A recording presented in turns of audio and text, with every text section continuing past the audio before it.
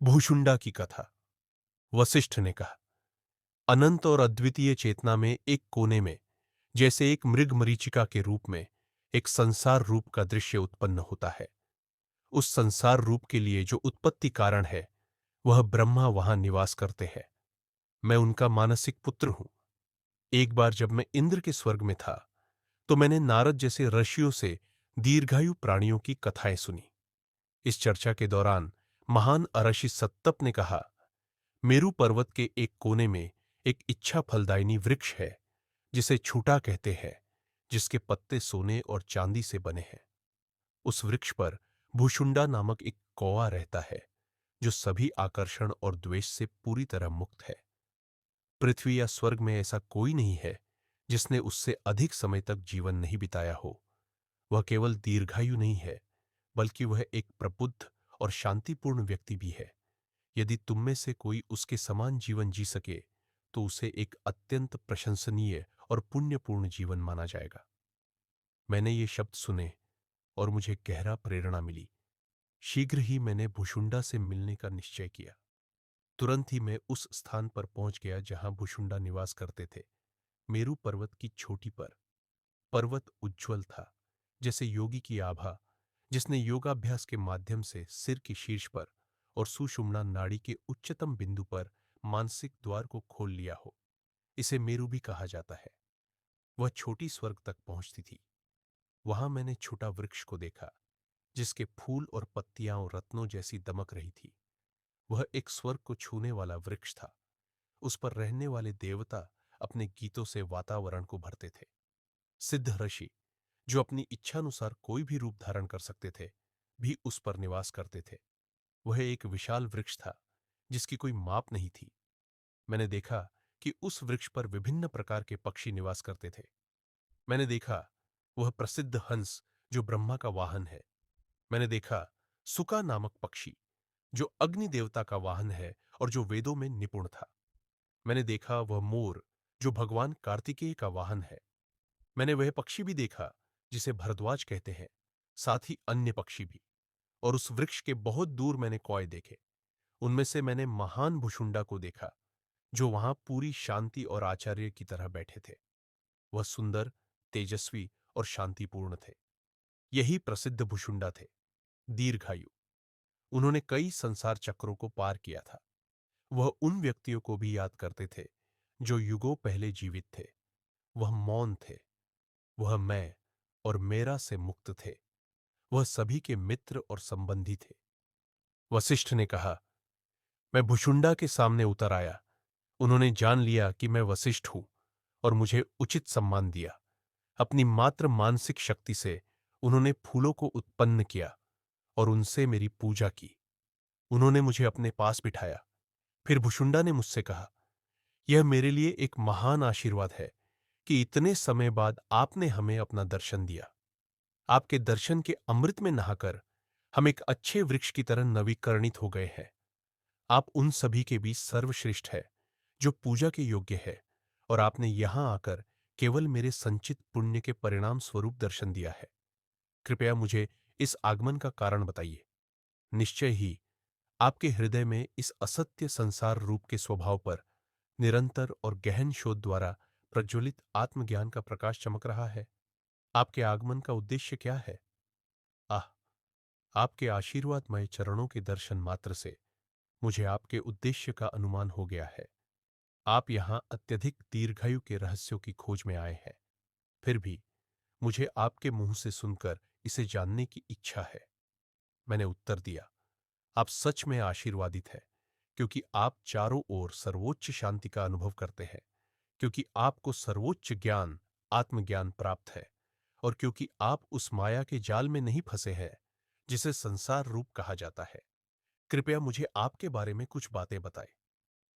आप किस जाति में जन्मे थे? आपने उस ज्ञान को कैसे प्राप्त किया जो केवल ज्ञात होने योग्य है?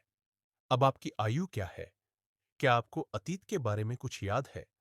किसने यह आदेश दिया कि आप दीर्घायु होंगे और इस वृक्ष पर निवास करेंगे? भुशुंडा ने उत्तर दिया, चूंकि आप मुझसे ये प्रश्न पूछ रहे हैं, हे ऋषि, मैं उन्हें उचित रूप से उत्तर दूंगा। कृपया ध्यान से सुनिए। जो कथा मैं सुनाने जा रहा हूं वह इतनी प्रेरणादायक है कि यह इसे सुनने और इसे सुनाने वाले दोनों के पापों को नष्ट कर देगी। यह कहकर हे राम, भुशुंडा ने निम्नलिखित कथा सुनाई। उनके शब्द गंभीर और विनम्र थे। उनमें शक्ति थी क्योंकि वह सभी इच्छाओं और सुख की प्राप्ति की प्रवृत्तियों से परे उठ चुके थे। उनका हृदय शुद्ध था क्योंकि वह अपने पूर्ण रूप में था। वह सृष्टियों के जन्म और लय का पूर्ण ज्ञान रखते थे।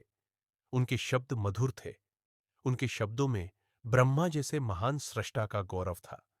उनके शब्द अमृत के जैसे थे और उन्होंने अपनी वाणी की शुरुआत की जो इस प्रकार थी।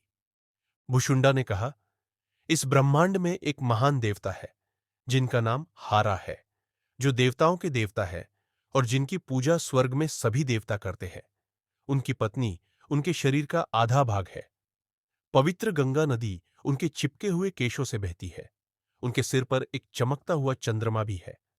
एक भीषण नाग उनके गले में लिपटा हुआ है, जो प्रतीत होता है कि चंद्रमा से निकलने वाले अमृत के कारण अपना विष खो चुका है।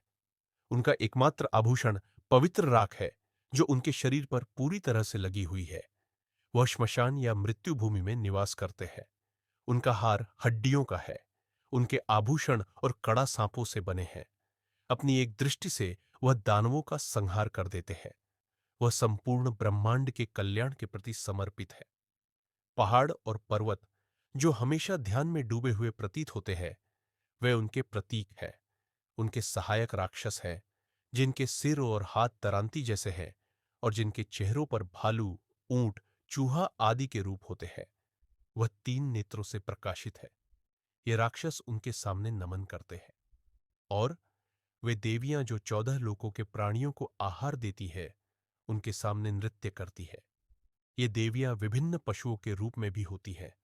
वे पर्वतों की चोटियों पर, आकाश में, विभिन्न लोकों में, श्मशानों में और देहधारी प्राणियों के शरीरों में निवास करती है। इन देवियों में 8 प्रमुख हैं। वह है जय, विजय, जयंती, अपराजिता, सिद्धा, रक्ता, अलंबुसा और उत्पला।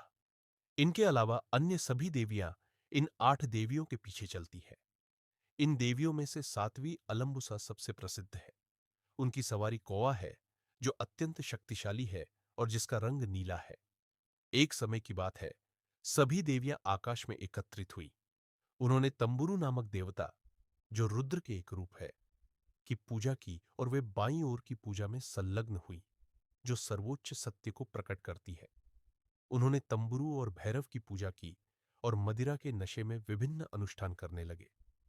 शीघ्र ही उन्होंने एक महत्वपूर्ण प्रश्न पर चर्चा करना शुरू किया। यह कैसे हुआ कि उमा के पति हारा हमें तिरस्कार से देखते हैं? उन्होंने यह निश्चय किया, हम अपनी शक्ति का प्रदर्शन इस प्रकार करेंगे कि वह अब हमें तिरस्कार न करे। उन्होंने अपनी जादुई शक्तियों से उमा को लांछित किया और उसे हारा से अलग कर दिया। सभी देवियां आनंद में गाने और नाचने लगी। कुछ ने पी लिया, कुछ गाने लगी, कुछ हंसी, कुछ गरजे, कुछ दौड़े, कुछ गिरे और कुछ मांस खाने लगी। ये मदमस्त देवियां समस्त ब्रह्मांड में अव्यवस्था उत्पन्न करने लगी। भुशुंडा ने जारी रखा, जब देवियां इस प्रकार हर्षोल्लास में नाच रही थी, उनके वाहन भी नशे में डूबे हुए थे और नाचने लगे। सभी मादा हंसों ने कौआ, चंदा के साथ नृत्य किया, जो अलंबुसा की सवारी था। जब ये मादा हंस नाच रही थी, तो उनमें संभोग करने की इच्छा जागी। एक एक कर सभी हंसों ने कौए के साथ संभोग किया, क्योंकि वे सभी नशे में थे। शीघ्र ही वे गर्भवती हो गईं। जब उत्सव समाप्त हुआ, तो सभी देवियां हारा, शिव के पास गई और उन्हें उमा का शरीर भेंट किया, जिसे उन्होंने अपनी जादुई शक्ति से भोजन में रूपांतरित कर दिया था। भगवान ने सत्य जान लिया और देवियों से नाराज हो गए। फिर उन्होंने उमा को पहले जैसा पुनः सृजित किया और भगवान को सौंप दिया, जो अपनी पत्नी को पुनः प्राप्त कर लिए। सभी देवियां अपने अपने स्थानों को लौट गईं। वे हंस, जो ब्राह्मी की सवारी थी, ने उन्हें जो कुछ भी हुआ था, उसकी सूचना दी। देवी ब्राह्मी ने उनसे कहा, चूंकि तुम सभी गर्भवती हो, तुम अपने कर्तव्यों को पूरा नहीं कर सकोगी। इसलिए कुछ समय के लिए जहां चाहो वहां जाओ। यह कहकर देवी गहरी ध्यान में बैठ गई। हंसों ने समय पर 21 अंडे दिए जो जल्द ही फूट गए। इस प्रकार हम 21 ने चंदा कोआ के परिवार में जन्म लिया। अपनी माताओं के साथ हमने देवी ब्राह्मी की पूजा की। उनके आशीर्वाद से हम आत्मज्ञान और मुक्ति को प्राप्त हुए। फिर हम अपने पिता के पास गए, जिन्होंने हमें स्नेहपूर्वक गले लगाया। फिर हम सभी ने देवी अलंबुसा की पूजा की। चंदा ने कहा, बच्चों, क्या तुमने संसार रूप के जाल को पार कर लिया है? और क्या तुमने वासनाओं, मानसिक संस्कारों की बेड़ियां काट दी है? नहीं तो आओ, हम देवी की पूजा करें, जिनके आशीर्वाद से तुम सर्वोत्तम ज्ञान प्राप्त करोगे। हमने उत्तर दिया, पिता, हम वह ज्ञान प्राप्त कर चुके हैं जो प्राप्त करने योग्य है, देवी ब्राह्मी के आशीर्वाद से। हम एक एकांत और उत्कृष्ट स्थान की तलाश में है, जहां हम निवास कर सके। चंदा ने कहा, दुनिया में एक उत्तम पर्वत है, जिसे मेरु कहते हैं, जो 14 लोकों और वहां निवास करने वाले सभी प्राणियों का आधार है। उस पर सभी देवता और ऋषि निवास करते हैं। उस पर इच्छा फलदायिनी वृक्ष है। उसके एक शाखा पर मैंने एक बार एक घोंसला बनाया था, जब देवी अलम्बुसा गहरे ध्यान में डूबी थी। यह हर दृष्टि से सुंदर और उत्तम है। बच्चों, जाओ और उस घोंसले में रहो। वहां तुम्हें कभी कोई विघ्न नहीं आएगा। हमारे पिता की बातों के अनुसार हम सभी वहां गए और उस घोंसले में निवास करने लगे। भुशुंडा ने जारी रखा, बहुत समय पहले एक संसार था, जो अब हमारी स्मृति से बहुत दूर नहीं है, क्योंकि हम स्वयं ने उसे देखा है। वशिष्ठ ने पूछा, तुम्हारे भाइयों का क्या हुआ, क्योंकि यहां मैं केवल तुम्हें ही देख रहा हूं। भुशुंडा ने उत्तर दिया, हे अर्षि, बहुत समय बीत चुका है और समय के साथ मेरे भाइयों ने अपनी शारीरिक उपस्थिति को त्याग दिया और भगवान शिव के स्वर्ग में असेंडेड हो गए। वास्तव में दीर्घायु लोग, जो पवित्र और संत होते हैं और जो शक्तिशाली होते हैं, भी समय या मृत्यु द्वारा अंततः समाप्त हो जाते हैं।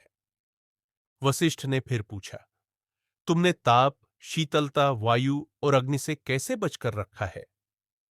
भुशुंडा ने उत्तर दिया, सचमुच एक कोय के रूप में एम्बॉडीड होना, जिसे लोग तिरस्कार की दृष्टि से देखते हैं, कोई सुखद स्थिति नहीं है। हालांकि सृष्टा ने यह सुनिश्चित किया है कि साधारण कोआ भी जीवित रहे, लेकिन हम आत्मा में डूबे हुए हैं, प्रसन्न और संतुष्ट है। इसलिए हम कई आपदाओं के बावजूद जीवित रहे हैं। हम आत्मा में दृढ़ता से स्थित है और शरीर और मन के पीड़ा देने वाले व्यर्थ कार्यों को त्याग चुके हैं। इस शारीरिक शरीर में न तो जीवन में और न ही मृत्यु में कोई दुख है। इसलिए हम जैसे हैं वैसे रहते हैं और जो कुछ है उसी में संतुष्ट रहते हैं। हमने लोगों के भाग्य को देखा है। हमने मानसिक रूप से शरीर से पहचान को त्याग दिया है। आत्मज्ञान में स्थित होकर और इस वृक्ष पर रहते हुए मैं समय के पारगमन को देखता हूं। प्राणायाम के अभ्यास से मैंने समय की विभाजन से ऊपर उठ लिया है। इस प्रकार मैं अपने हृदय में शांति में हूं और मुझे संसार की घटनाओं से कोई प्रभाव नहीं पड़ता। सभी प्राणियां नष्ट हो जाएं या अस्तित्व में आए, हमें कोई डर नहीं है। सभी ये प्राणी समय या मृत्यु के महासागर में प्रवेश करें, लेकिन हम उस महासागर के किनारे पर बैठे हैं और इसीलिए अप्रभावित है। हम न तो स्वीकार करते हैं, न ही नकारते हैं। हम प्रतीत होते हैं, लेकिन हम वही नहीं हैं जो प्रतीत होता है। इस प्रकार हम इस वृक्ष पर रहते हैं। हालांकि हम विविध गतिविधियों में संलग्न होते हैं, हम मानसिक परिवर्तनों में डूबते नहीं हैं और कभी भी वास्तविकता से संपर्क नहीं खोते। प्रभु, वह अमृत जिसके लिए देवताओं ने समुद्र मंथन किया, वह उस अमृत से नीचे है जो आपके जैसे ऋषियों की उपस्थिति से बहता है। मैं ऐसी किसी भी चीज को अधिक प्रशंसा योग्य नहीं मानता, जो उन ऋषियों की संगति से मुक्त हो, जो सभी इच्छाओं और वासनाओं से परे है। पवित्र आत्मा, यद्यपि मैंने पहले ही आत्मज्ञान प्राप्त कर लिया है, फिर भी मैं मानता हूं कि मेरा जन्म वास्तव में पूरा हुआ है, क्योंकि आज मैंने आपको देखा और आपकी संगति का आनंद लिया। भुशुंडा ने जारी रखा, यह इच्छा फलदायिनी वृक्ष विभिन्न प्राकृतिक आपदाओं से या जीवित प्राणियों द्वारा उत्पन्न संकटों से नहीं हिलता। इन संकटों में कई बार दानवों ने पृथ्वी को नष्ट करने या दबाने की कोशिश की है, जैसा कि तब हुआ जब भगवान ने हस्तक्षेप किया और पृथ्वी को दानवों के कब्जे से मुक्त किया। इन सभी घटनाओं के दौरान यह वृक्ष अप्रभावित रहा है, यहां तक कि महाप्रलय के समय जब ब्रह्मांड में बाढ़ और सूर्य की भीषण गर्मी होती है, तब भी यह वृक्ष हिलता नहीं है। इसके कारण हम जो इस वृक्ष पर रहते हैं भी किसी भी हानि से बच गए हैं। बुराई उस व्यक्ति को होती है जो अशुद्ध स्थान में निवास करता है। वशिष्ठ ने पूछा, लेकिन जब ब्रह्मांड के जीवन का अंत होता है और जब सब कुछ नष्ट हो जाता है, तब तुम कैसे बच पाते हो? भुशुंडा ने उत्तर दिया, उस काल में हे ऋषि, मैं इस घोंसले को त्याग देता हूं, जैसे एक कृतज्ञ व्यक्ति अपने मित्र को त्याग देता है। फिर मैं ब्रह्मांडीय आकाश में एकत्रित रहता हूं, पूरी तरह से सभी विचारों और मानसिक परिवर्तनों से मुक्त। जब 12 ब्रह्मांडीय सूर्य इस सृष्टि पर असहनीय गर्मी बरसाते हैं, तो मैं वरुणी धारणा का अभ्यास करता हूं और अप्रभावित रहता हूं। वरुण जल के देवता है। वरुणी धारणा वरुण के ध्यान का अभ्यास है। जब वायु इतनी प्रचंड होती है कि पहाड़ों को भी उखाड़ फेंकती है, तो मैं पर्वती धारणा का अभ्यास करता हूं और अप्रभावित रहता हूं। पर्वत पर्वत है और पर्वती धारणा पर्वत का ध्यान है। जब संपूर्ण ब्रह्मांड महाप्रलय के जल से डूब जाता है, तो मैं वायु धारणा का अभ्यास करता हूं और अप्रभावित रहता हूं। वायु वायु है और वायु धारणा वायु का ध्यान है। फिर मैं गहरी निद्रा के समान रहता हूं, जब तक अगले ब्रह्मांडीय चक्र की शुरुआत नहीं हो जाती। जब नया सृष्टा एक नया ब्रह्मांड रचना शुरू करता है, तो मैं इस घोंसले में फिर से निवास करना शुरू करता हूं। वशिष्ठ ने पूछा, तुमने जो कुछ किया है वह अन्य लोग क्यों नहीं कर सकते? भुशुंडा ने उत्तर दिया, हे ऋषि, सर्वोच्च सत्ता की इच्छा का उल्लंघन नहीं किया जा सकता है। यह उसकी इच्छा है कि मैं ऐसा रहूं और अन्य लोग जैसे हैं वैसे रहें। हम जो कुछ देख रहे हैं उसे समझना या मापना संभव नहीं है। प्रत्येक प्राणी की प्रकृति के अनुसार जो होना है वही होता है। इसलिए मेरी विचार शक्ति या धारणाओं के अनुसार यह वृक्ष हर ब्रह्मांड चक्र में इस स्थान पर इस प्रकार पाया जाता है। वशिष्ठ ने पूछा, तुम इतने दीर्घायु हो, ऐसा प्रतीत होता है कि तुमने अंतिम मुक्ति प्राप्त कर ली है। तुम ज्ञानी, साहसी और महान योगी हो। कृपया मुझे बताइए कि तुम इस और पिछले ब्रह्मांड चक्रों से संबंधित कौन सी असाधारण घटनाएं याद करते हो? भुशुंडा ने कहा, मुझे याद है कि एक समय था जब इस पृथ्वी पर कुछ भी नहीं था, न पेड़ पौधे, न पर्वत। 11,000 वर्षों तक पृथ्वी लावा से ढकी रही। उन दिनों ध्रुवीय क्षेत्र के नीचे न तो दिन था और न रात। पृथ्वी के अन्य भागों में न सूर्य था और न चंद्रमा। केवल ध्रुवीय क्षेत्र का एक आधा भाग प्रकाशित था। फिर राक्षसों ने पृथ्वी पर शासन किया। वे भ्रांत, शक्तिशाली और समृद्ध थे। पृथ्वी उनका खेल था। ध्रुवीय क्षेत्र को छोड़कर पृथ्वी के बाकी हिस्से में जल था। फिर एक बहुत लंबी अवधि तक पृथ्वी पेड़ों से ढकी रही, सिवाय ध्रुवीय क्षेत्र के। फिर महान पर्वत उत्पन्न हुए, लेकिन वहां कोई मानव निवास नहीं था। 10,000 वर्षों तक पृथ्वी राक्षसों के शवों से ढकी रही। एक समय था जब आकाश में विचरण करने वाले देवता डर के कारण दृश्य से गायब हो गए थे और पृथ्वी एक ही पर्वत जैसी हो गई थी। मुझे ऐसी कई घटनाएं याद हैं, लेकिन जो महत्वपूर्ण है मैं उन्हें आपको बताता हूं। मेरे जीवन काल में मैंने अनगिनत मनवंतर मानव जाति के उत्पत्ति के पूर्वज के प्रकट और लोप होते देखे हैं। एक समय था जब पृथ्वी देवताओं और राक्षसों से विहीन थी, लेकिन एक चमकदार ब्रह्मांडीय अंडा बन गई थी। एक अन्य समय में पृथ्वी पर ब्राह्मणों का वास था, जो शराब के आदी थे, शूद्रों का, जो देवताओं का उपहास करते थे, और बहुपत्नी महिलाएं थीं। मुझे एक और युग याद है जब पृथ्वी वनस्पति से ढकी हुई थी, समुद्र की कल्पना भी नहीं की जा सकती थी और मनुष्य स्वाभाविक रूप से उत्पन्न होते थे। एक और समय था जब न तो पर्वत था और न पृथ्वी। देवता और आर्षी आकाश में निवास करते थे। फिर एक समय था जब न तो देवता थे और न ऋषि। आदि से लेकर अंधकार ही व्याप्त था। पहले सृष्टि का विचार उत्पन्न हुआ, फिर प्रकाश और ब्रह्मांड का विभाजन हुआ, फिर एक एक कर विभिन्न प्राणियों तारे और ग्रहों का निर्माण हुआ। मैंने देखा कि एक युग में ब्रह्मा ने सृष्टि का निर्माण किया, एक में शिव ने सृष्टि का निर्माण किया और एक में विष्णु ने सृष्टि का निर्माण किया। भुषुंडा ने जारी रखा, बिल्कुल, मुझे आप जैसे ऋषियों, गौरी जैसी देवियों, हिरण्याक्ष जैसे राक्षसों, सिबी जैसे राजाओं की याद है, जो न केवल वर्तमान बल्कि पिछले युगों के भी है। हे अर्श, यह 8वीं बार है जब आपने आर्षि वशिष्ठ के रूप में जन्म लिया है, और यह 8वीं बार है जब हम एक दूसरे से मिलते हैं। एक समय आप आकाश से जन्मे थे, एक समय जल से, एक समय वायु से, एक समय पर्वत से और फिर अग्नि से। जो कुछ भी इस वर्तमान सृष्टि में हो रहा है, वही ठीक उसी प्रकार से 3 पिछले सृष्टि चक्रों में हुआ था। लेकिन मुझे 10 सृष्टियों के घटनाओं की याद है। नोट: फिर प्रमुख विश्व घटनाओं की सूची दी जाती है, जिन्हें हर सृष्टि चक्र में दोहराया नहीं जाता, जिससे भुषुंडा ने उन्हें भिन्न भिन्न सृष्टियों में देखा। इनमें से कुछ को यहां उदाहरण के रूप में पुनः प्रस्तुत किया गया है।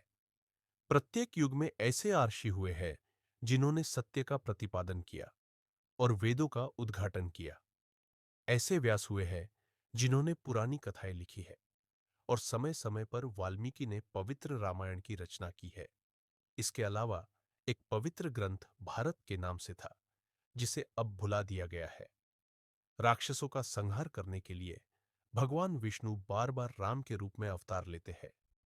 वह इस युग में 11वीं बार जन्म लेंगे और भगवान विष्णु कृष्ण के रूप में 16वीं बार अवतार लेंगे। हालांकि यह सब केवल भ्रम है। संसार जैसा है, वह वास्तविकता नहीं है। यह केवल भ्रमित मन को वास्तविक प्रतीत होता है। यह एक पल में उत्पन्न होता है और उसी पल में समाप्त हो जाता है, जैसे महासागर में लहरें। तीनों लोकों की स्थिति कुछ युगों में समान थी और कुछ युगों में पूरी तरह से भिन्न थी। इन सभी भिन्नताओं के कारण प्रत्येक युग में मेरे नए मित्र, नए रिश्तेदार, नए सेवक और नए निवास होते हैं। कभी मैं हिमालय में निवास करता हूं, कभी मलय पर्वतों में, और कभी कभी विरासत में मिली प्रवृत्तियों के कारण मैं यहां इस घोंसले में रहता हूं। यहां तक कि दिशाएं भी युग दर युग बदलती है, क्योंकि मैं ही वह अकेला प्राणी हूं जो ब्रह्मा के सृजन के रात्रि को भी जीवित रहा हूं। मुझे इन परिवर्तनों का सत्य ज्ञान है। ध्रुवों की स्थिति और तारे, सूर्य और चंद्रमा की गति के आधार पर दिशाओं, उत्तर, दक्षिण आदि का निर्धारण होता है। जब ये बदलते हैं तो दिशाएं बदल जाती है। लेकिन मुझे यह ज्ञात है कि यह संसार न तो वास्तविक है और न अवास्तविक। केवल वास्तविकता वह ऊर्जा की गति है जो ब्रह्मांडीय चेतना में होती है। यह भ्रमित समझ के कारण इसे इस सृष्टि के रूप में प्रकट होता है और फिर लुप्त हो जाता है। ऐसा भ्रम रिश्तों और कर्तव्यों में भी उलझन उत्पन्न करता है। कुछ युगों में पुत्र पिता जैसा व्यवहार करता है, मित्र शत्रु जैसा और मनुष्य स्त्री जैसा। कभी अंधकार युग में लोग सुनहरे युग जैसा व्यवहार करते हैं, और इसके विपरीत। वशिष्ठ ने पूछा, ओ भुसुंडा, ऐसा क्या है कि तुम्हारा शरीर मृत्यु से नहीं नष्ट हुआ? भुसुंडा ने उत्तर दिया, ओ सेज, तुम सब कुछ जानते हो, फिर भी यह प्रश्न पूछ रहे हो ताकि तुम्हारे सेवक की वाणी में गुण वृद्धि हो। मैं तुम्हारा प्रश्न उत्तर दूंगा, क्योंकि आचार्यों के प्रति श्रद्धा का सर्वोत्तम रूप है सेवा। मृत्यु उस व्यक्ति को मारने की इच्छा नहीं करती जिसके पास राग द्वेष, आकर्षण और वितृष्णा नहीं है, न ही गलत धारणाएं और मानसिक आदतें हैं। मृत्यु उस व्यक्ति को मारने की इच्छा नहीं करती जो मानसिक विकारों से ग्रस्त नहीं है, जो इच्छाओं और आशाओं से मुक्त है, जो चिंता और मानसिक कष्टों से मुक्त है, जो लालच से विषाक्त नहीं है, जिसका शरीर और मन क्रोध और घृणा की आग से जलते नहीं है, जो इच्छाओं की चक्की से पिसता नहीं है, जो ब्रह्मा के शुद्ध ज्ञान में दृढ़ रूप से स्थित है और जिसका मन बंदर की तरह भटकता नहीं है। ओ सेज, ये सभी बुराइयां उस व्यक्ति के पास भी नहीं पहुंचती जिसका हृदय पूर्ण शांति और विश्राम की स्थिति में स्थित है। न ही शरीर और मन की बीमारियां उसे प्रभावित करती हैं। उसकी चेतना न तो गहरी नींद में बढ़ती है और न ही जागृत अवस्था में घटित होती है। जो व्यक्ति अपनी मानसिक और हृदय स्थिति को सर्वोच्च शांति में स्थापित करता है, वह काम और घृणा से उत्पन्न अंधकारपूर्ण बुराइयों से प्रभावित नहीं होता। वह न तो कुछ चाहता है और न ही तिरस्कार करता है, न ही छोड़ता है और न ही एकत्र करता है। हालांकि वह सदा उचित कार्यों में संलग्न रहता है। कोई भी बुरी शक्ति उसे परेशान नहीं करती।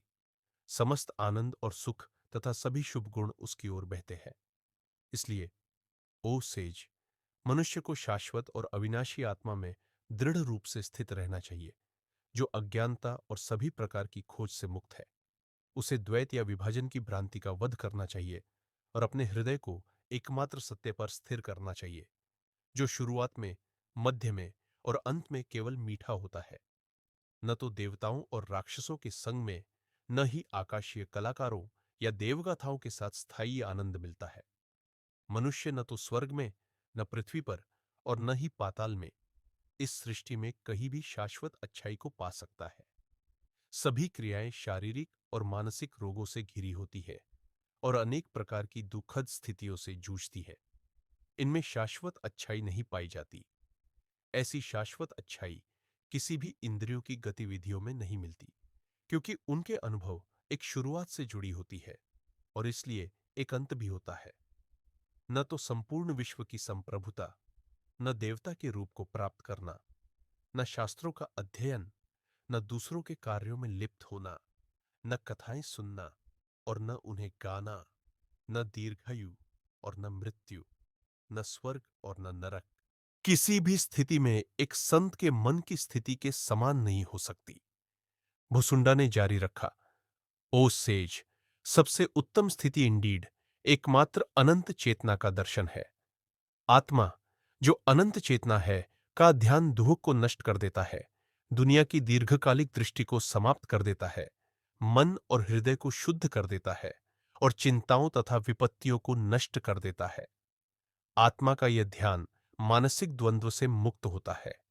ये तुम्हारे जैसे लोगों के लिए सरल है, ये मेरे जैसे लोगों के लिए थोड़ा कठिन है। परंतु आत्मा का यह ध्यान सहायक साथी रखता है, जो इसी ध्यान से मिलता जुलता होता है। उनमें से एक है प्राण, जीवन शक्ति का ध्यान, जो दुख को दूर करता है और शुभता को बढ़ावा देता है। मैंने इसी ध्यान को अपनाया है। यही प्राण का ध्यान है जिसने मुझे दीर्घायु और आत्मज्ञान प्रदान किया है। अब मैं इसे तुम्हें समझाता हूं। प्रभु, देखो इस आकर्षक शरीर को, जो 3 खंभों, 3 शरीरों या 3 नाड़ियों द्वारा सहारा गया है और 9 द्वारों से युक्त है और जो अहंकार से संरक्षित है, जिसके 8 पतिवृत्तियां, पूर्यस्तक है और कई संबंधी मूल तत्व है। इस शरीर के ठीक मध्य में है सूक्ष्म ईड़ा और पिंगला। यह 3 कमल जैसे चक्र है। ये चक्र हड्डियों और मांस से बने हैं। जब जीवन वायु इन चक्रों को गीला करती है, तो इन कमल जैसे चक्रों की पंखुड़ियां या किरणें कंपन करना शुरू कर देती है। जीवन वायु अपने विस्तार के कारण फैलने लगती है। ये नाड़ियां ऊपर और नीचे विकिरणित होती है। आचार्य इन्हें विभिन्न नामों से पुकारते हैं। प्राण, अपान, समान आदि उनके विभिन्न कार्यों के कारण। इन कार्यों की ऊर्जा केंद्रीय मानसिक केंद्र से आती है, जो हृदय कमल है। वही ऊर्जा जो हृदय कमल में कंपन करती है, प्राण कहलाती है। ये आंखों को देखने, त्वचा को महसूस करने, मुंह को बोलने, भोजन को पचाने और शरीर के सभी कार्यों को करने में सक्षम होती है। इसके 2 अलग-अलग कार्य होते हैं, एक ऊपर और एक नीचे, और इसे क्रमशः प्राण और अपान कहा जाता है। मैं इनसे भक्ति करता हूं, जो थकान से मुक्त है, जो हृदय में सूर्य और चंद्रमा की तरह चमकते हैं, जो मानसिक चक्र के पहिए की तरह होते हैं, जो शरीर के शहर के रक्षक, अहंकार के प्रिय घोड़े होते हैं। इनसे भक्ति करते हुए मैं गहरी नींद की तरह जीवन जीता हूं, हमेशा समरूप चेतना में।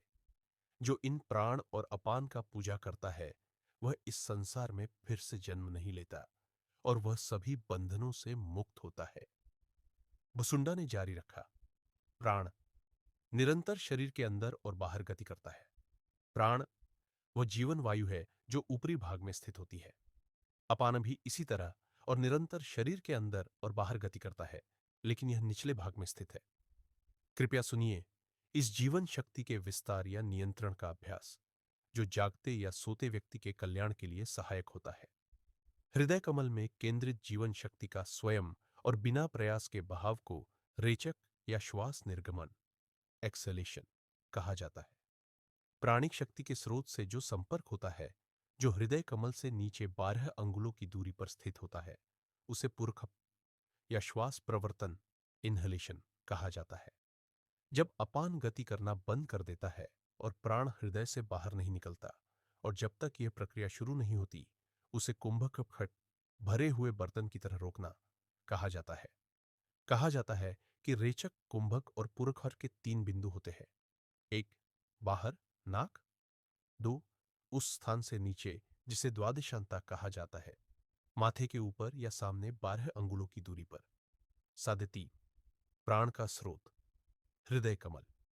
कृपया सुनिए जीवन शक्ति की स्वाभाविक और बिना प्रयास के गति को सभी समयों में। जीवन वायु की गति जब अपने से 12 अंगुलों तक जाती है तो उसे रेचक कहा जाता है। वह स्थिति जिसमें अपान शक्ति द्वादशांता में रहती है, जैसे माटी में निर्मित बर्तन की तरह, उसे बाह्य कुंभक वर्ण कहा जाना चाहिए। जब बहती हुई हवा नाक के टिप तक पहुंचती है तो उसे रेचक कहा जाता है। जब यह द्वादशांता तक पहुंचती है तो इसे बाह्य रेचक कहा जाता है। जब प्राण बाहर अपने स्थान से रुक जाता है और जब तक अपानन नहीं उठता, तब इसे बाह्य कुंभक कहा जाता है। लेकिन जब अपान अंदर की ओर बहता है, बिना प्राण के भीतर उठे, तो इसे आंतरिक कुंभक कहा जाता है। जब अपान द्वादशांता में उठता है और आंतरिक विस्तार प्राप्त करता है, तो उसे आंतरिक पुरखवट कहा जाता है। जो इन कुंभकों को जानता है, वह फिर से जन्म नहीं लेता। चाहे कोई जा रहा हो या खड़ा हो, जागृत हो या सो रहा हो, ये जीवन वायु, जो स्वाभाविक रूप से चंचल होती है, इन अभ्यासों द्वारा नियंत्रित होती है। फिर जो कुछ भी वह करता है या खाता है, जो इन कुंभकों को जानता है, वह उन कार्यों का कर्ता नहीं होता।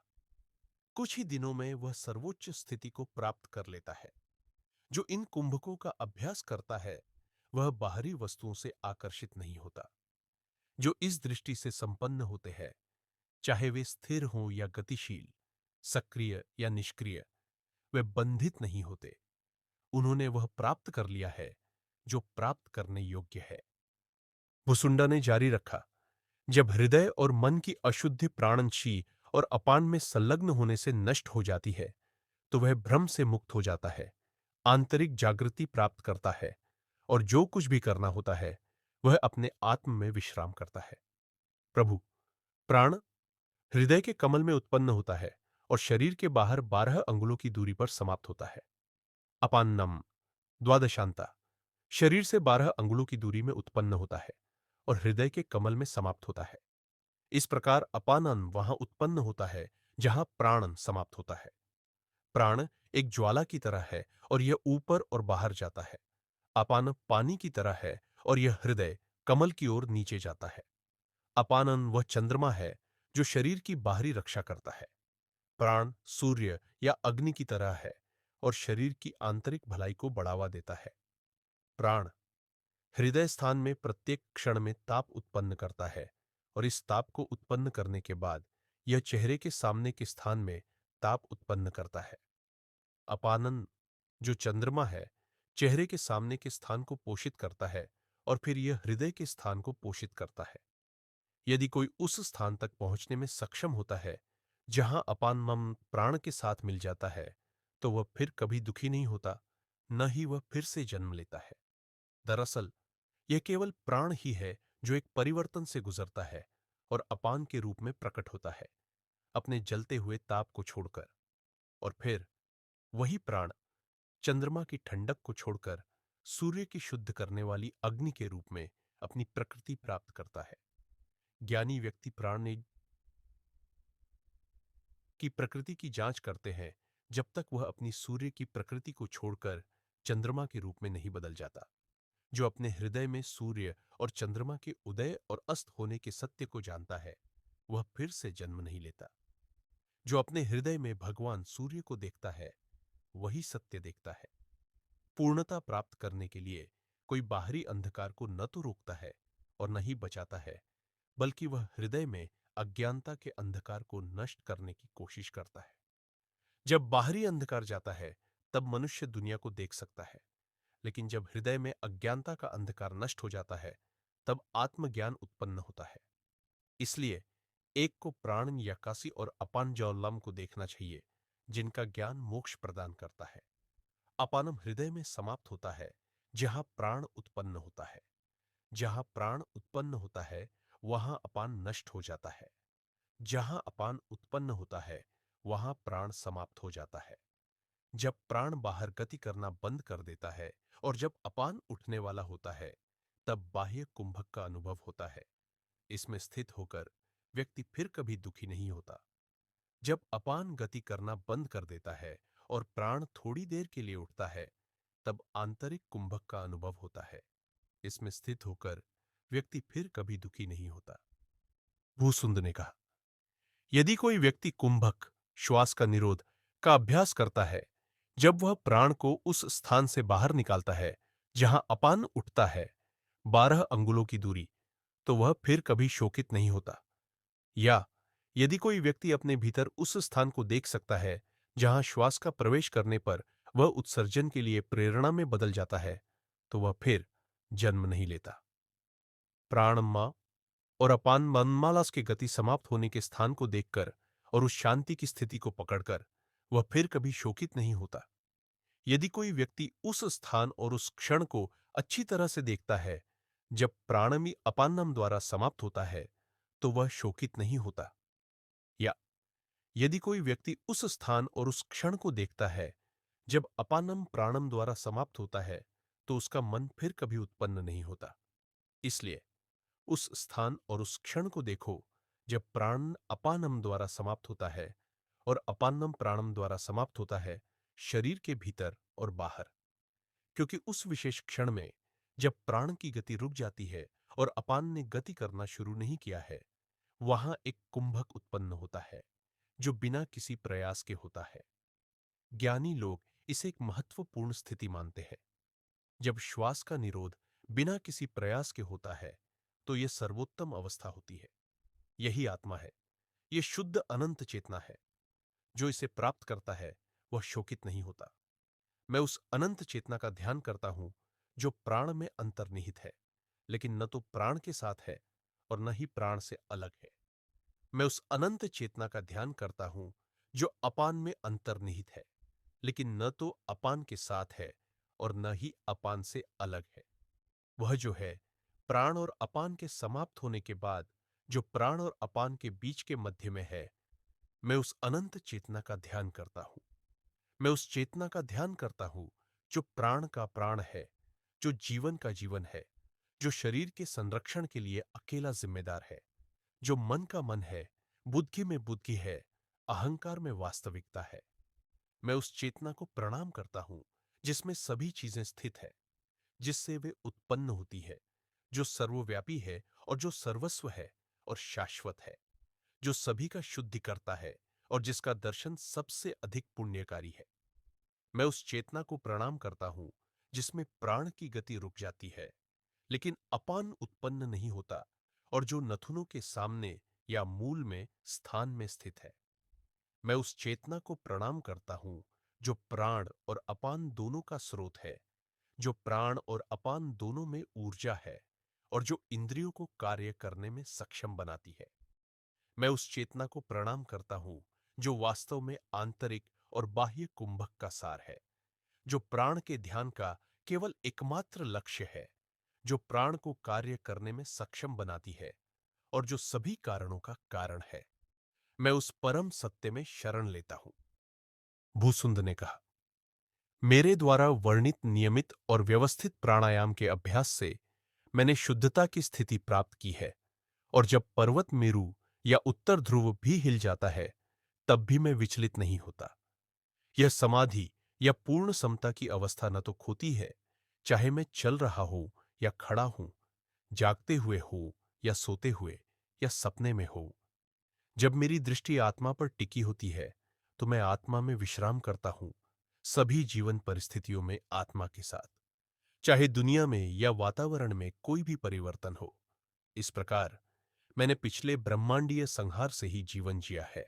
मैं न तो अतीत पर विचार करता हूं और न ही भविष्य पर। मेरी ध्यान हमेशा वर्तमान पर केंद्रित रहती है। मैं वर्तमान में जो कुछ करना है, करता हूं, परिणामों के बारे में सोचे बिना। न तो अस्तित्व और न अस्तित्व के विचारों, न तो वांछनीय और न वांछनीय। मैं आत्मा में रहता हूं। इस प्रकार मैं खुश, स्वस्थ और रोग मुक्त हूं। मेरी स्थिति प्राण और अपान के मिलन के क्षण, जब आत्मा प्रकट होती है, कि ध्यान का फल है। मैं किसी भी निरर्थक विचारों को नहीं अपनाता। जैसे मैंने यह प्राप्त किया है और मैं वह भी प्राप्त करूंगा। मैं किसी को भी प्रशंसा नहीं करता और न ही निंदा करता हूं, न स्वयं को और न दूसरों को, या किसी चीज को कभी भी। मेरा मन उस समय अच्छा समझी जाने वाली वस्तु प्राप्त करने पर उल्लासित नहीं होता और न ही बुरी समझी जाने वाली वस्तु मिलने पर वह दुखी होता है। इसलिए मेरी स्थिति खुशी और स्वास्थ्य की होती है।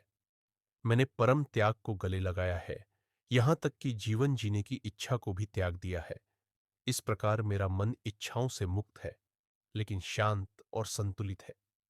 चीजों में एक सामान्य आधार को देखता हूं। लकड़ी का टुकड़ा, एक सुंदर महिला, एक पर्वत, घास की घास, बर्फ और आग और आकाश। और मैं इन विचारों से परेशान नहीं होता।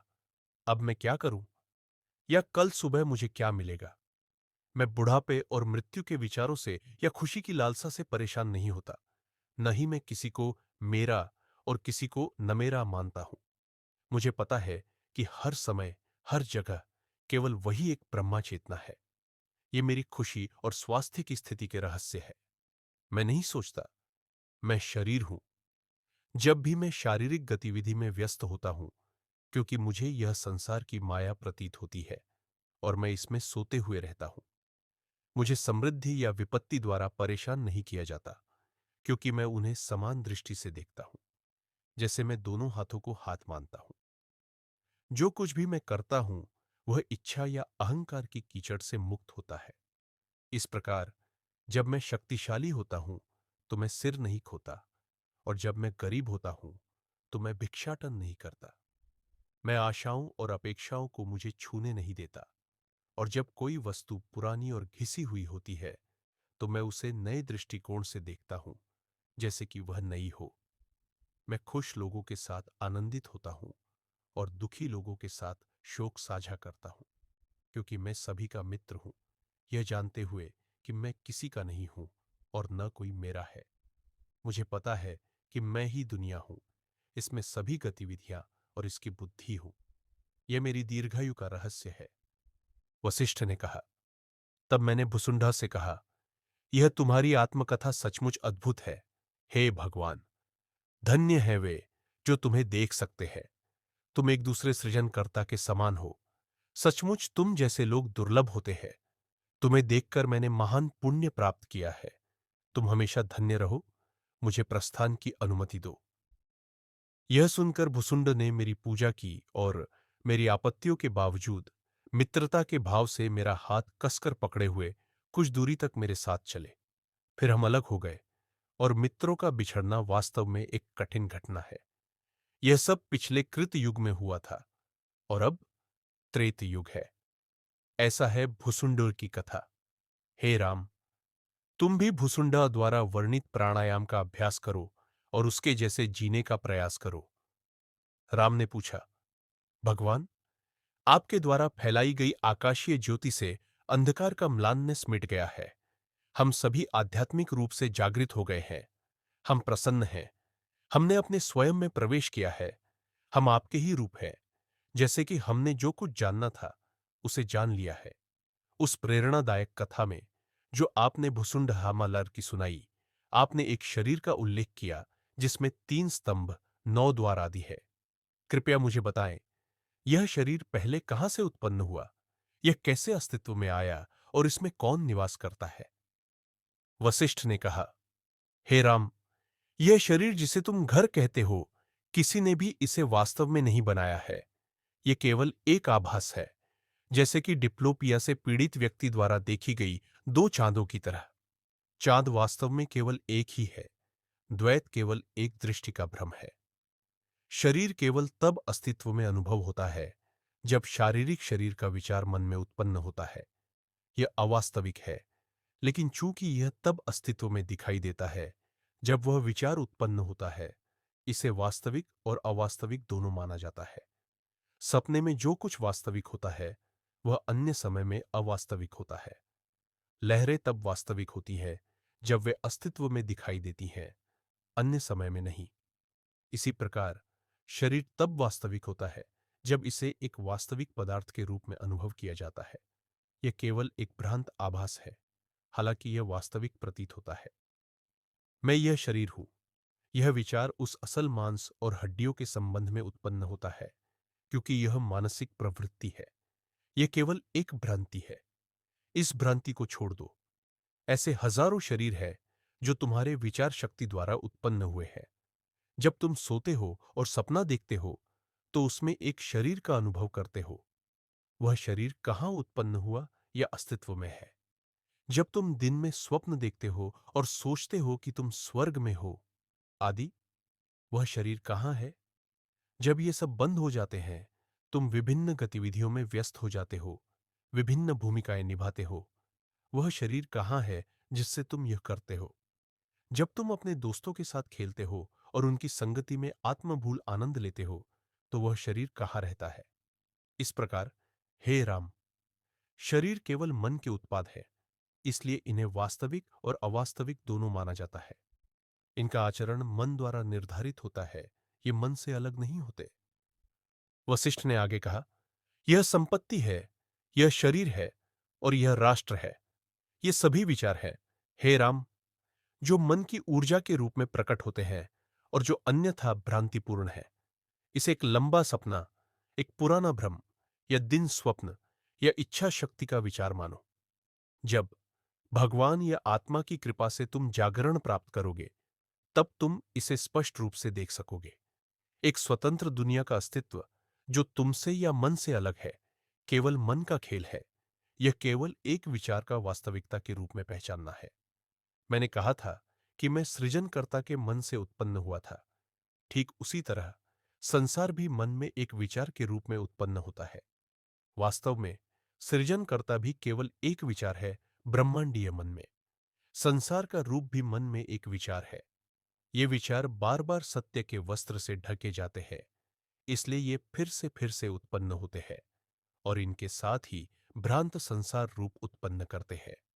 यदि कोई व्यक्ति दृढ़ता से इन विचारों का स्रोत जानने का प्रयास करता है, तो वह चेतना का अनुभव करता है। अन्यथा वह फिर से भ्रांत संसार रूप का अनुभव करता है। क्योंकि यदि कोई व्यक्ति यह है, यह मेरा है और यह मेरा संसार है, जैसे विचारों को बार बार मनोरंजन करता है, तो ये विचार वास्तविकता का रूप धारण कर लेते हैं। संसार की स्थायित्व भी एक भ्रांति है। स्वप्न स्थिति में जो वास्तव में एक संक्षिप्त क्षण होता है, वह स्वप्नदाता द्वारा एक जीवन काल के रूप में अनुभव होता है। मृगमरीचिका में केवल भ्रांत जल देखा जाता है, न कि आधार। इसी तरह अज्ञानता की अवस्था में व्यक्ति केवल भ्रांत संसार रूप को देखता है, न कि आधार। हालांकि जब कोई उस अज्ञानता को त्याग देता है, तो भ्रांत रूप मिट जाता है। वह व्यक्ति जो सामान्यतः डर का शिकार होता है, वह एक काल्पनिक बाघ से नहीं डरता। वह ज्ञानी व्यक्ति जो जानता है कि यह संसार केवल एक विचार या कल्पना है, वह किसी भी चीज से नहीं डरता। जब कोई जानता है कि यह संसार केवल आत्मा का रूप है, तो उसे किससे डरना चाहिए? जब किसी की दृष्टि जांच के द्वारा शुद्ध हो जाती है, तो संसार के बारे में उसकी भ्रमित समझ मिट जाती है। यह स्पष्ट दृष्टि और समझ के द्वारा है कि किसी की स्वभाव शुद्ध हो जाती है और फिर वह फिर से अशुद्ध नहीं होती। वह सही समझ क्या है? यह समझना है कि यह संसार केवल शुद्ध चेतना का प्रतिबिंब और इसलिए रूप है, और इसलिए यह न तो वास्तविक है और न अवास्तविक। जन्म, मृत्यु, स्वर्ग, ज्ञान और अज्ञानता सभी चेतना के प्रतिबिंब है। मैं, तुम, 10 दिशाइए और यह सब चेतना है। यही सही समझ है। जब सही समझ होती है, तो मन न तो उत्पन्न होता है और न ही समाप्त होता है, बल्कि वह सर्वोत्तम शांति प्राप्त करता है। वह प्रशंसा और निंदा, आनंद और विषाद में संलग्न नहीं होता, बल्कि वह सदा ठंडा रहता है और सत्य में विश्राम करता है। वशिष्ठ ने कहा, जब कोई यह समझ लेता है कि मृत्यु सभी के लिए अवश्यंभावी है, तो वह परिजनों की मृत्यु या अपनी मृत्यु के निकट आने पर क्यों शोक करेगा? जब कोई यह समझता है कि सभी व्यक्ति कभी समृद्ध होते हैं और कभी विपत्ति में होते हैं, तो वह क्यों खुश होगा या उदास होगा? जब कोई देखता है कि जीव मात्र सचेतना की लहरों की तरह उत्पन्न होते और विलीन होते हैं, तो शोक करने का कारण कहाँ है? जो सत्य है वह हमेशा सत्य है, जो अस्तित्व में है वह हमेशा अस्तित्व में रहेगा, और जो असत्य है वह हमेशा असत्य है। तो शोक का कारण कहाँ है? मैं न था, न हूं और न कभी होऊंगा। शरीर एक रहस्यमय भ्रांति से उत्पन्न हुआ है और ऐसा प्रतीत होता है कि वह अस्तित्व में है। शोक करने का कारण कहाँ है? जब सत्य का सही ज्ञान होता है कि शरीर यदि वास्तविक भी हो तो मैं उससे भिन्न हूं और मैं तो अनंत चेतना का प्रतिबिंब मात्र हूं, तब शोक नहीं होता। इसलिए किसी को असत्य पर विश्वास, आशा और आकांक्षा नहीं रखना चाहिए, क्योंकि ऐसी आशा बंधन है। ओ राम, तुम इस संसार में बिना किसी आशा के रहो। जो करना है वह करना है और जो अनुपयुक्त है उसे छोड़ देना चाहिए। इस संसार में बिना किसी इच्छनीय और अनिच्छनीय के विचार के प्रसन्नतापूर्वक और खेल खेल में रहो। केवल अनंत चेतना ही हर जगह और हर समय अस्तित्व में है। जो दिखाई देता है वह केवल एक रूप है। जब रूप को रूप के रूप में समझा जाता है, तब जो है वही समझा जाता है। या तो यह समझो कि मैं नहीं हूं और यह अनुभव मेरे नहीं है, या यह जानो कि मैं सब कुछ हूं। तब तुम संसार के रूप की आकर्षण से मुक्त हो जाओगे। ये दोनों ही दृष्टिकोण अच्छे हैं। वह अपनाओ जो तुम्हारे अनुकूल हो।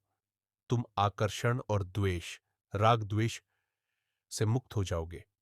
जो कुछ भी इस संसार में, आकाश में और स्वर्ग में है, वह उस व्यक्ति द्वारा प्राप्त होता है जिसने आकर्षण और द्वेष की दोहरी शक्तियों को समाप्त कर दिया है।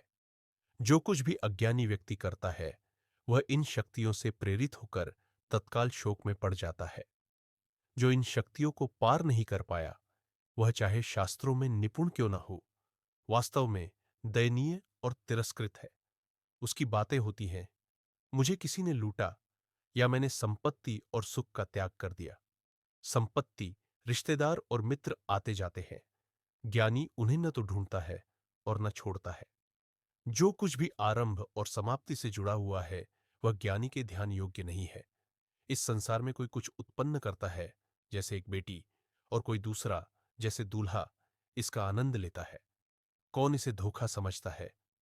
ओ राम, तुम्हारी आत्मिक जागरण के लिए मैं बार बार यह कहता हूं, यह संसार रूप एक लंबा सपना है। जागो, जागो, उस आत्मा को देखो जो सूर्य के समान चमकती है। तुम सचमुच इस अमृत वचन की बौछार से जागृत हो चुके हो। तुम्हें जन्म, शोक, पाप और भ्रांति से कोई संबंध नहीं है। इन सभी भ्रमों को त्याग दो और आत्मा में विश्राम करो। वशिष्ठ, जो अचानक चुप हो गए थे जब उन्होंने देखा कि रामवल आत्मा में पूरी तरह से डूब गए हैं, थोड़ी देर बाद और रामा के सामान्य चेतना में लौटने पर अपना उपदेश पुनः आरंभ किया। ओ राम, तुम पूरी तरह से जागृत हो और तुम्हें आत्मज्ञान प्राप्त हुआ है। इस ऊंचे अवस्था में सदा रहो। इस संसार रूप में न उलझो। यह संसार रूप का पहिया, सभी चीजों का जन्म और मृत्यु का पहिया, अपने धुर्रे के रूप में विचारों, संकल्पों या अवधारणाओं से चल रहा है। जब ये रुक जाते हैं, तो संसार रूप भी रुक जाता है। यदि कोई अपनी इच्छा शक्ति से पहिए को रोकने का प्रयास करता है, तो यह तब तक चलता रहेगा जब तक विचारों से उत्पन्न विकर्षण समाप्त नहीं होते। इसलिए किसी को धुर्रे, विचारों और अवधारणाओं को नियंत्रित करना चाहिए सर्वोच्च आत्म प्रयास, शक्ति, बुद्धिमत्ता और सामान्य ज्ञान का उपयोग करके। ऐसी संगठित क्रिया से जो प्राप्त नहीं होता, वह किसी और तरीके से नहीं प्राप्त होता। इसलिए किसी को दिव्य हस्तक्षेप पर गलत निर्भरता त्याग देनी चाहिए, जो वास्तव में अविकसित बाल मनोभाव का निर्माण है, और अपनी तीव्र आत्म प्रयास से मन पर नियंत्रण प्राप्त करना चाहिए। यह संसार रूप सृष्टिकर्ता की विचार शक्ति से प्रारंभ हुआ था, लेकिन यह असत्य है। इसमें ये शरीर विभिन्न तत्वों के प्राकृतिक गुणों से उत्पन्न होकर भ्रमण करते हैं। इसलिए किसी को फिर से यह विचार नहीं करना चाहिए कि शरीर अस्तित्व में है और सुख दुख वास्तविक अवस्थाएं हैं। वह अज्ञानी व्यक्ति जो सोचता है कि वह दुखी है और जिसका चेहरा लगातार आंसुओं से भीगता है, वह एक चित्र या मूर्ति से भी बुरा है, क्योंकि चित्र और मूर्ति को शोक का अनुभव नहीं होता, न ही मूर्ति रोग और मृत्यु का शिकार होती है। मूर्ति को केवल तब नष्ट किया जाता है जब कोई उसे नष्ट करता है, लेकिन मानव शरीर निश्चित रूप से मरणशील है। यदि मूर्ति की अच्छी तरह रक्षा और संरक्षण किया जाए तो वह लंबे समय तक अच्छे हालत में रहती है, लेकिन जब तक वह अच्छी तरह संरक्षित और संरक्षित रहती है, मानव शरीर दिन प्रतिदिन सड़ता है और अच्छे हालत में नहीं रहता। इसलिए मूर्ति शरीर से बेहतर है, जो विचारों और अवधारणाओं द्वारा निर्मित होता है। कौन इस प्रकार के मानव शरीर पर कोई आशा रखेगा? शरीर तो सपने में देखे गए शरीर से भी बुरा है। सपना शरीर एक क्षणिक अवधारणा, स्वप्न द्वारा निर्मित होता है और इसीलिए वह दीर्घकालिक दुख का सामना नहीं करता। लेकिन जागृत शरीर लंबे समय से चली आ रही अवधारणाओं और विचारों का परिणाम है और इसीलिए वह लंबे समय तक दीर्घकालिक दुख से ग्रस्त रहता है। चाहे आप सोचें कि शरीर वास्तविक है या असत्य, यह निश्चित है कि यह विचारों और अवधारणाओं का उत्पाद है। इसलिए इसके संबंध में कोई शोक नहीं होना चाहिए। जैसे जब कोई मूर्ति टूटती है तो कोई जीवन नहीं खोता, वैसे ही जब विचारों और अवधारणाओं से उत्पन्न शरीर मर जाता है तो कुछ भी नहीं खोता। यह उस दूसरे चंद्रमा के खोने जैसा है जब कोई द्वैत दृष्टि से उभरता है। आत्मा जो अनंत चेतना है, न तो मरती है और न ही इसमें कोई परिवर्तन होता है। वशिष्ठ ने कहा, हे राम, एक आदमी झूले की सवारी करता है तो वह दुनिया को विपरीत दिशा में घूमते हुए देखता है। उसी तरह अज्ञानता के पहिए पर घूमता हुआ आदमी यह सोचता है कि शरीर और संसार घूम रहे हैं। तथापि आध्यात्मिक नायक को इसे अस्वीकार करना चाहिए। यह शरीर एक अज्ञानी मन द्वारा किए गए विचारों और धारणाओं का उत्पाद है। अज्ञानता की सृष्टि असत्य है। इसलिए भले ही शरीर सक्रिय प्रतीत हो और सभी प्रकार की क्रियाएं करता हुआ दिखाई दे, फिर भी यह अवास्तविक है। जैसे रस्सी में दिखाई देने वाली काल्पनिक सांप हमेशा अवास्तविक होती है। जो कुछ भी एक निर्जीव वस्तु द्वारा किया जाता है, वह वस्तु द्वारा नहीं किया जाता। हालांकि ऐसा लगता है कि वह कर रही है, शरीर कुछ भी नहीं करता। निर्जीव शरीर किसी भी इच्छा को प्रकट नहीं करता जो उसकी क्रियाओं को प्रेरित करे, और आत्मा जो अनंत चेतना है, में भी ऐसी कोई इच्छा नहीं होती। इसलिए वास्तव में कोई कर्ता नहीं होता, केवल साक्षी बुद्धि होती है। जैसे एक दीपक बिना हवा के स्थान में स्वाभाविक रूप से और स्वतः जलता है, उसी प्रकार आत्मा को सभी परिस्थितियों में आत्मा के रूप में रहना चाहिए। जैसे सूर्य हमेशा अपने स्वाभाविक रूप में विश्राम करता हुआ दिन के कार्यों में संलग्न रहता है, तुम भी अपने आत्मा में विश्राम करते हुए राज्य के कार्यों में संलग्न हो। जब यह भ्रमित विचार उत्पन्न हो जाता है कि यह झूठा शरीर एक वास्तविकता है, तो जैसे एक छोटे बच्चे द्वारा कल्पित भूत के समान अहंकार या मन का राक्षस प्रकट होता है। यह झूठा मन या अहंकार फिर इतनी तेज आवाज में गरजता है कि महान लोग भी इससे भयभीत होकर गहरे ध्यान में समा जाते हैं। तथापि जो इस भूत, जिसे मन या अहंकार कहा जाता है, को शरीर में नष्ट कर देता है, वह बिना भय के उस स्थान पर निवास करता है जिसे संसार कहा जाता है। यह विचित्र है कि अब भी लोग आत्मा को शरीर मानते हैं, जो मन के नाम से जानी जाने वाली भ्रांति द्वारा रचित है। जो लोग मन के भूत के कब्जे में रहते हुए मर जाते हैं, उनकी बुद्धि अज्ञान है। वह जो इस भूत से घिरे घर में विश्वास करता है और उसमें रहता है, वह एक राक्षस है और वह सच में भ्रांत है, क्योंकि वह घर, शरीर अस्थिर और नश्वर है। इसलिए हे राम, इस अहंकार के भूत की सेवा छोड़ दो और आत्मा में विश्राम करो। बिना अहंकार पर एक और विचार किए। वे जो अहंकार के भूत के प्रभाव में होते हैं, भ्रांत होते हैं और वास्तव में उनके पास न तो दोस्त होते हैं और न रिश्तेदार। जो कार्य अहंकार के प्रभाव में हो, वह विष जैसा होता है और वह मृत्यु के फल को उत्पन्न करता है। जो मूर्ख ज्ञान और साहस से रहित है और जो अहंकार में बंधा हुआ है, वह पहले से ही मर चुका है। वह लकड़ी की तरह है जिसे नरक की आग में झोंका जाना है। इस अहंकार के भूत को शरीर में विश्राम करने दो या शरीर से प्रस्थान करने दो। अपने मन को इसे देखे बिना रहने दो। हे राम, वशिष्ठ ने कहा, जब अहंकार अपनी आवरणों से मुक्त हो जाता है, जागृत बुद्धि द्वारा अनदेखा और त्याग किया जाता है, तो वह तुम्हें कोई नुकसान नहीं पहुंचाता। आत्मा अनंत चेतना है। भले ही अहंकार इस शरीर में निवास करे, आत्मा कैसे प्रभावित हो सकती है? हे राम, यह असंभव है कि उन आपदाओं को सूचीबद्ध किया जा सके जो किसी के मन के प्रभाव में आने पर होती है। इस संसार में जो भी हाय मैं मर गया, हाय मैं जल रहा हूं की आवाजें सुनता है, यह सब कुछ बस अहंकार का खेल है।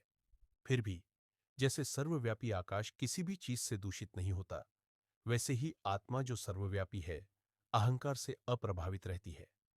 जो कुछ भी एक व्यक्ति शरीर के साथ करता है, वह वास्तव में अहंकार द्वारा किया जाता है, श्वसन के सहारे।